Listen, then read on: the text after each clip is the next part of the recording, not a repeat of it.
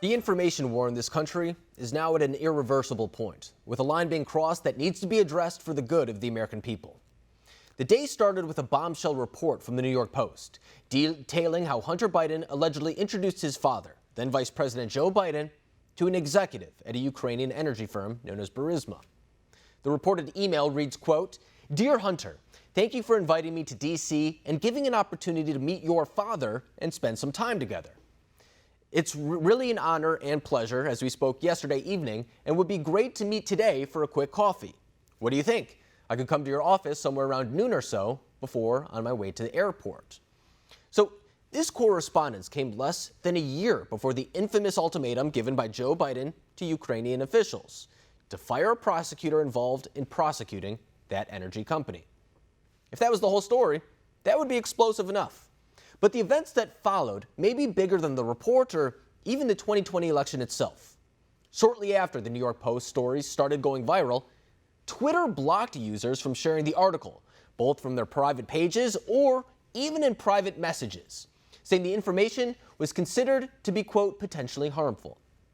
Twitter later justified that action by saying it violated the company's hacked materials policy, which says users can't directly distribute hacked materials. So keep in mind that every major story, from the Pentagon Papers to the Snowden NSA documents, even President Trump's tax returns, as reported by the New York Times, were taken without authorization and were ultimately released by the press. Sohrab Ahmari, the editor at the New York Post, taking to Twitter saying, quote, "This is a big tech information coup. This is digital civil war. I, an editor at the New York Post, one of the nation's largest papers by circulation, can't post one of our own stories that details corruption by a major party presidential candidate, Biden." We here at After Hours are not going to let a few wealthy elites in Silicon Valley dictate what we can or cannot cover. So we're going to go right to the source of this reporting. Joining us now to break down this development is Rudy Giuliani. So, Mayor Giuliani, I mean, this is a pretty big story within itself on two fronts. First of all, you have the findings within this report, and then you have Silicon Valley's response to all of this as well. So I want to start at the beginning chronologically, right? I mean, there's a lot to this, but really right now, Twitter and Facebook are saying that they're banning this information, calling it a distribution of hacked materials. But in the report, it says that you got this information from the repair store owner. Is that correct? Yeah, there's nothing hacked here. This is a repairman, simple, nice guy. I actually didn't get it directly. He gave it to my lawyer because he felt that the things that were being said about the president and me were very unfair, that they were untrue, and that we were being unfairly attacked, and he wanted us to have this. He also thought it displayed numerous crimes. So he gave them to my lawyer. We have the entire hard drive. We've analyzed it now for about 2 weeks. There are many things about it that make it clear that it's true, including meetings that you couldn't have known about if you weren't Hunter Biden, right, based on sources that we have. And it reveals quite a few crimes. I mean, one of the main one being bribery, that Joe Biden bribed the president of Ukraine in order to save not just his son, but to save Mykola Zlochevsky, who owned the most crooked company in Ukraine. Right. And Joe has been saying for years, of course, that he didn't know anything about Burisma. And there were emails, very clear emails, in which Hunter Biden sets up a meeting for Burisma with the vice president. Right. And in fact, so that clearly is a lie.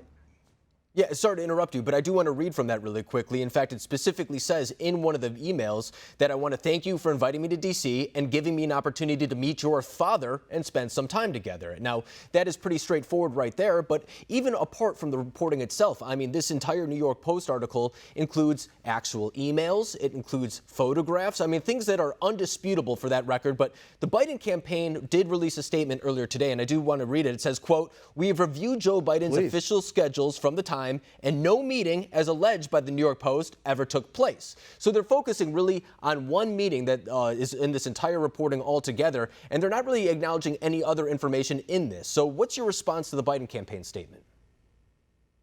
My response is this is probably like a meeting that's going to come out in a day or two in the State Department in which Hunter Biden was snuck in the back door and no record was kept of it.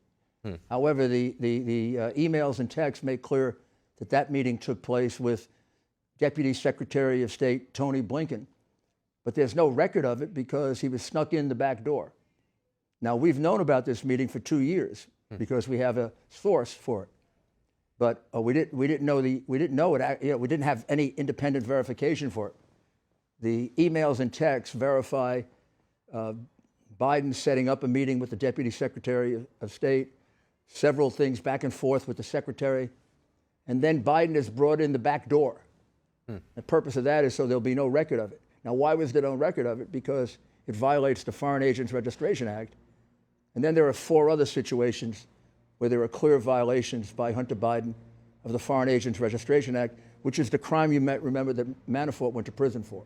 Right, and I think that this whole situation, too, I mean, it refers back to the quid pro quo allegations made against President Trump during the impeachment saga, but I think the timeline of this is very important as well, because these are conversations that were having taken place months before that one infamous exchange where it was Joe Biden saying that if you don't fire that prosecutor, we're going to withhold $1 billion. But there was another exchange in these emails, too, with Hunter Biden, where they specifically say to Hunter Biden, "We urgently need your advice on how you could use your influence to convey a message, signal, etc., to stop what we consider to be politically motivated actions." Now, doesn't that seem like a quid pro quo? It is a quid pro quo, and what influence did Hunter Biden have? Hunter Biden was a drug addict. All throughout this period of time, Hunter Biden, which the hard drive makes quite clear from all the photos in it, Hunter Biden was never not a drug addict. All during this period of time, he was very, very addicted to crack cocaine. There are numerous pictures of him smoking it. One wonders why his father would put him in this position. This kid or man is clearly afflicted with drug addiction, big time. Why his father would have him doing business with some of the most crooked people in the world, because Zlochevsky is one of the most crooked people in the world, and so is Yi Jinping, another one he was doing business with, who actually got killed.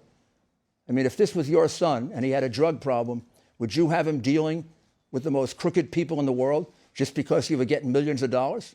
Yeah. And, you know, this is more of an indictment of Joe Biden than it is of Hunter Biden. And I think a lot of people in the country can be sympathetic to someone with a drug addiction, but what does surface among all of this is a national security concern. Because, for example, if you were able to get this information, these photographs of Hunter Biden at a time where people are saying that it doesn't exist, I mean, one can assume that a bad actor would be able to get this information as well, and because it's not public knowledge, it could be hung over the heads of someone, for example, as blackmail. Do you think that was the case? 100%. You're absolutely right, Alex. This is a substantial national security problem. And one of the last people he was doing business with, Yi Jinping, was an intelligence operative for the Chinese Communist government. And his job was to set people up. Well, he set Joe Biden up 100%. And if the Chinese don't have all the pictures that I have, then we have nothing to worry about China. Then they don't have an intelligence operation. Of course they have every picture. And since Joe Biden goes around denying it, he's extremely extortable based on that. Yeah. I also have here another email that didn't come out in the Post, and this email makes it clear what the game was, the RICO violation that I've been talking about for 2 years. I knew they did this. I could never prove it before. Basically, what happens is the bad guy like Zlochevsky or Yi Jinping or the Russian widow gives $3 million, $4 million, $5 million, $10 million to this drug addict, right? And what does the drug addict do? Well, he's writing to his daughter here. This is Hunter Biden to his daughter. He says, "But I don't receive any respect, and that's fine, I guess. Works for you, apparently. I hope you all can do what I did and pay for everything for this entire family for 30 years. It's really hard, but don't worry. Unlike Pop, I won't make you give me half your salary." Well, yeah, I mean, so what basically, you got it, right? I mean, yeah. This is the Chinese method of corruption. Chapter 1 of Secret Empires by Peter Schweiker points out that when the Chinese do corruption, they don't give the money directly to you, they give it to your family. Right. Not your wife, because that has to be reported. So millions of dollars went to a drug addict, and millions of dollars went to a broken down lobbyist, his brother, and they were paying all his bills, and they were kicking back half of it to Joe. That says to me he's a big crook. Now, don't be surprised. A man who starts his life in law school cheating, right? Plagiarized in law school, no doubt about that. Plagiarized when he ran in the 1980s. Don't be so surprised that he's crooked. And these are allegations, too. They've been around for several months, but a lot of people are saying that this is... These are not allegations. This is proof, Alex. This is proof. I've convicted maybe 100 people on less evidence than that.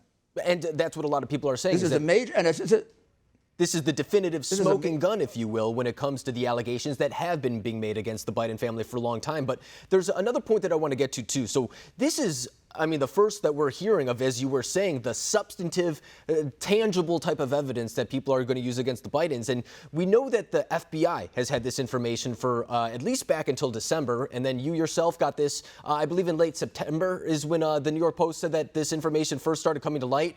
Should we expect more information like this to come out before November? Well, I don't know if there needs to be much more. I have the entire hard drive, and the New York Post has only published about 5% of it. Wow. So do you suspect that the New York Post this will be the beginning of a series of some sort, or do you think that the rest of this is being handled by the FBI? The New York Post has at least two more. Go ahead. Yeah, the New York Post has at least two more situations even more serious than this. The real big-time money corruption takes place with the Chinese Communist Party. In essence, we have a man trying to be president of the United States whose family has been in business for a number of years with the Chinese Communist government and with high-level Chinese communists. Right. If we're stupid enough to do that, China was setting Joe up for years. And now they have his son by the you-know-what, and they've given them plenty of money. And coincidentally, Joe has caved into China in every negotiation he's ever had. And he's the only man in the world who says that China is not a threat to us or a competitor. Yeah. I guess if your family got $30 or $40 million from China, I don't know, if you were corrupt, you'd say that. And I guess when we look back at that one comment, for example, when he says that China's not eating our lunch, it kind of puts a lot of his comments in a different context, knowing that we know now. So I think that when we look ahead, assuming that Twitter and Facebook don't censor the upcoming New York Post stories, I think we're going to get a better idea of exactly what these allegations against the Bidens are going into the November election. But Mayor Giuliani, I really appreciate you coming on the program tonight and breaking down these findings. Thank you. Thank you, Alex. I really appreciate it. Thank you very much.